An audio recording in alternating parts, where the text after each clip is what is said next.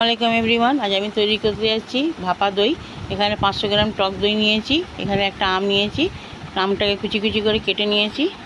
নিয়ে এর একটা মিক্সিং জারে আমি আমটাকে গ্রাইন্ড করে নেব। আমটা আমি গ্রাইন্ড করে নিয়েছি, এতে আমটা দিয়ে দেবো।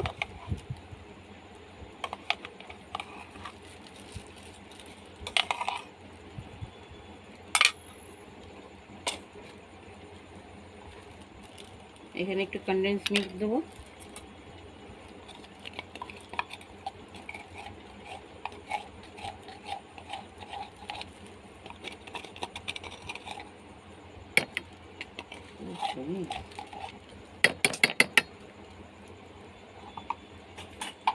এইবার এটা দিয়ে ভালোভাবে ফেটিয়ে নেব।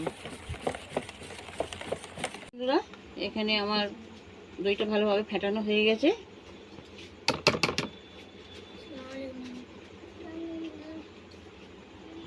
এখানে আমি একটা বাটার পেপারে কেটে তেল লাগিয়ে রেখেছি। এবার এই মিশ্রণটা আমি এতে ঢেলে দেব। আমার কাছে বাদামটা অ্যাভেলেবেল নেই, সেই কারণে আমি এখানে একটু কেশর ছড়িয়ে দিচ্ছি।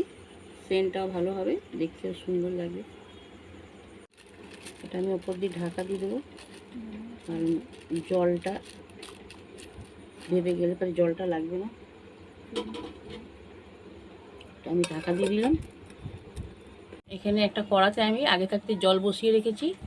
এবার এটা আমি এইখানে দিয়ে দেবো। দিয়ে এটাকে আমি 20 থেকে 25 মিনিট বেক করব। বন্ধুরা, আমি ফ্রিজে রেখে দিয়েছিলাম, 2 ঘন্টা পর আমি ফিরে এলাম। এটাকে আমি পাল্টে দেখাচ্ছি। পিস এই দই ভাপাটা আমার রেডি। এখানে আমি এক পিস কেটে দেখাচ্ছি আপনাদেরকে। দেখুন কত সুন্দর জমেছে, পুরো জমে গেছে, খুব সুন্দর হয়েছে। এবার আমি বন্ধুরা, যদি আমার এই রেসিপিটি ভালো লাগে, আমার দই ভাপাটা যদি ভালো লাগে, তো তাহলে আমার চ্যানেলটিকে সাবস্ক্রাইব করবেন, লাইক কমেন্ট শেয়ার করবেন।